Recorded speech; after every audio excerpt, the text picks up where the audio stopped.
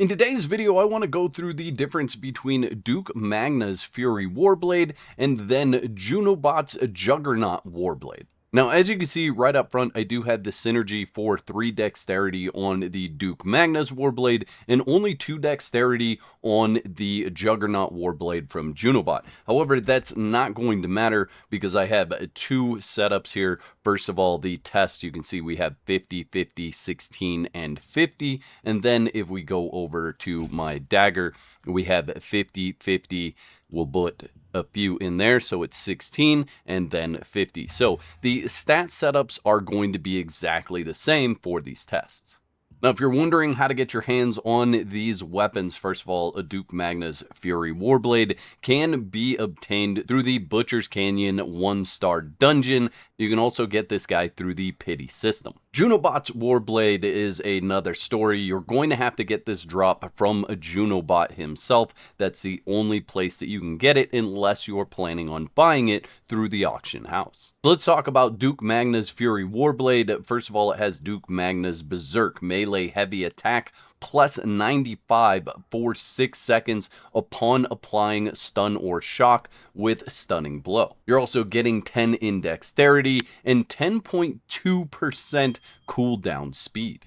If we look at Junobotes' Juggernaut Warblade, it has Junobotes' Void. Shock and stun duration is increased by 1.1 second on applying these effects to enemies with 50% or less health with great stored skills. It has 11 perception and a stun chance of 242. Now let's look at a combo set with the Junobot Warblade, and we're just going to run through a single combo. What I really want you to pay attention to is a couple of things. First of all, the attack speed, and then second of all, the cooldown time for all of my skills. Now, the Junobot Warblade does only have the 2% additional attack speed from the synergy, where the Duke Magnas will have a 3% additional attack speed with that synergy. However, it doesn't really make all that much of a difference. So our full combo takes 10.5 seconds with the Junobot Warblade, and then our cooldowns come off a cooldown right at 40 seconds. We're not going to pay attention to damage here because it really doesn't matter. If you're hitting the criticals and the heavy attacks, your damage is going to be larger. And in my opinion, being able to cast your skills again is much more valuable than the higher damage on Junobots. Now we're going to swap over to Duke Magna's Fury Warblade. I'm going to go through the same rotation again, and what you want to watch for is the speed at which I can attack, and then the speed at which my skills come back up.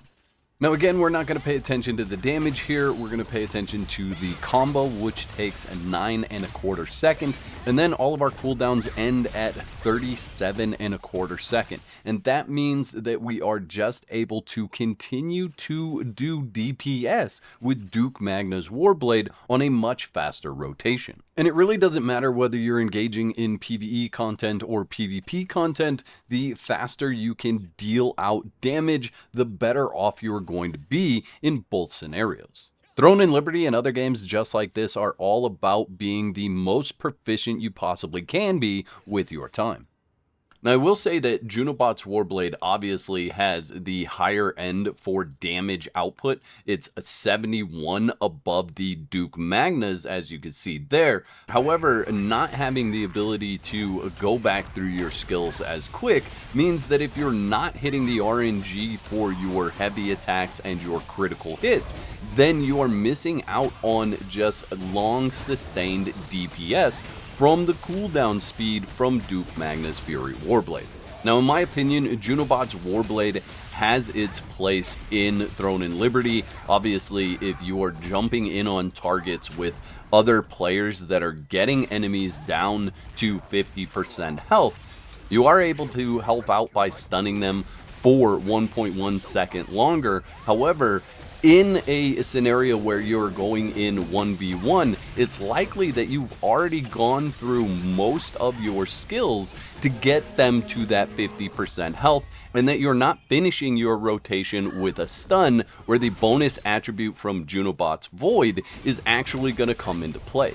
it's more likely that you're going to use Duke Magna's Berserk much more often because you're opening up with that stun or that shock, and then you are automatically getting that heavy attack. You don't have as many restrictions with the Duke Magna's Warblade. In PvP, I just don't see the usage for waiting for people to end up at 50% health. It's more likely that you've already nuked them through the beginning part of your rotation, and you really don't need that 1.1 additional second stun. Now, where it does come into play is the field bosses or the world bosses, because you do get that 1.1 second additional shock time. But again, I'm really not sure that that makes a difference for the amount of damage that you're doing to the boss. So I kind of look at it like this: Duke Magna's Fury Warblade is really good for PvE content, and it's still good even in PvP, where I feel like Junobotes Warblade is more suited to PvP only and not as good in PvE. Unless you're going up against a world boss where that shock duration actually comes into effect on a target that has 50% or less health for quite some time. So it might be something that you use specifically for field world bosses or bosses at the end of dungeons. But honestly, I would say Duke Magnas just edges out Junobotes Warblade because it's a more well-rounded and a better weapon for different scenarios. So it doesn't matter whether it's PvE or PvP, Duke Magna's Fury Warblade is going to treat you right.